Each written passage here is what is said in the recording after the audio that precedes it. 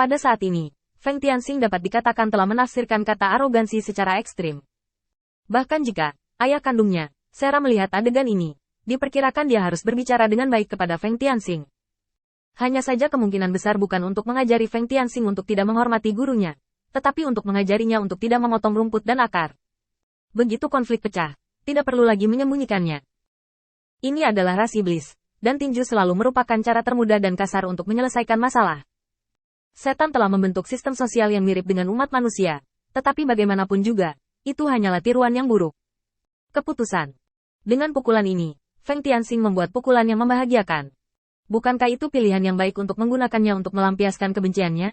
Setelah menyeka darah di tangannya, Feng Tianxing bertindak seperti seorang bangsawan.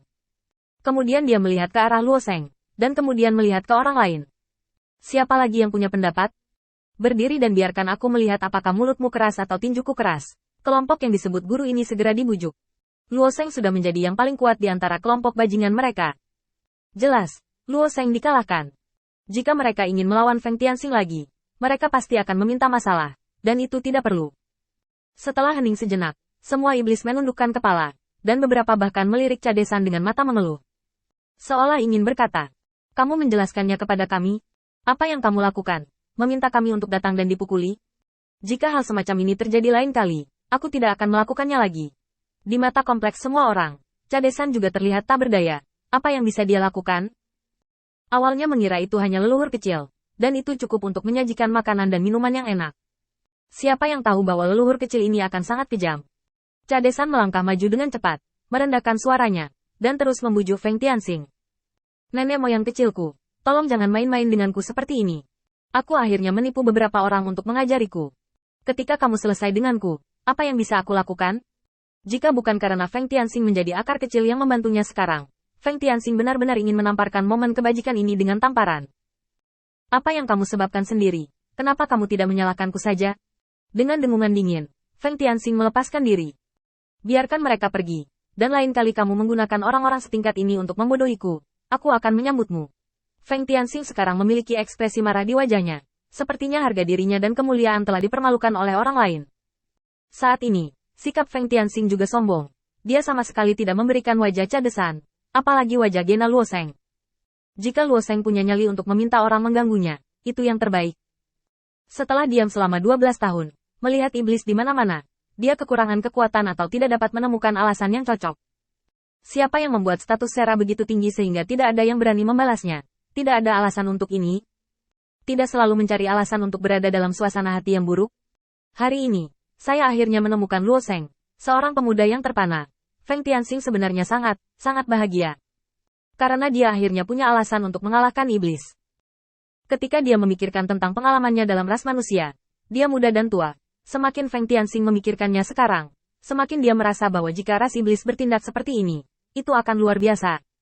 Pada saat itu, Anda akan dapat mengalahkan mereka dengan hebat. Benar dan dengan alasan yang sangat valid. Melihat Luo Sheng, Feng Tianxing memutuskan untuk menambahkan lebih banyak api. Dia juga berlatih dan membiasakan diri terlebih dahulu, untuk menghindari hal-hal yang tidak terduga dalam operasi di masa depan. Bagaimanapun, ini adalah wilayah ras iblis, meskipun Feng Tianxing masih hidup.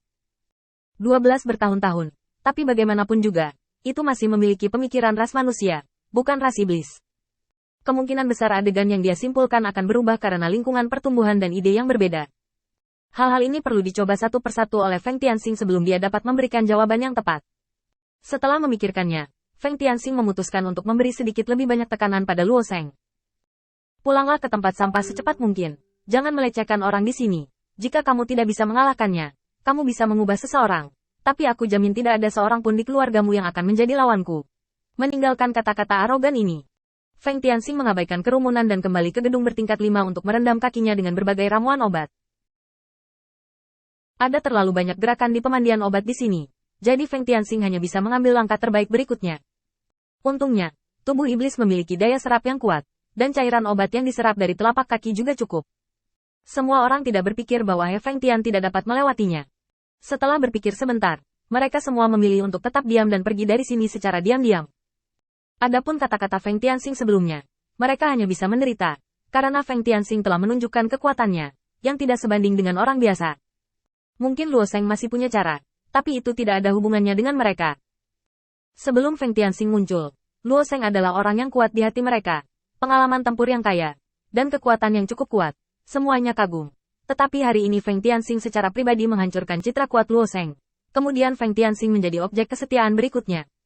Setan tidak pernah kekurangan orang kuat, dan ada banyak setan yang ingin menyembah yang kuat. Luo Sheng kembali ke kediamannya dengan ledakan amarah, dan sebelum dia bisa menyeka darah di wajahnya, dia melihat keluar jendela.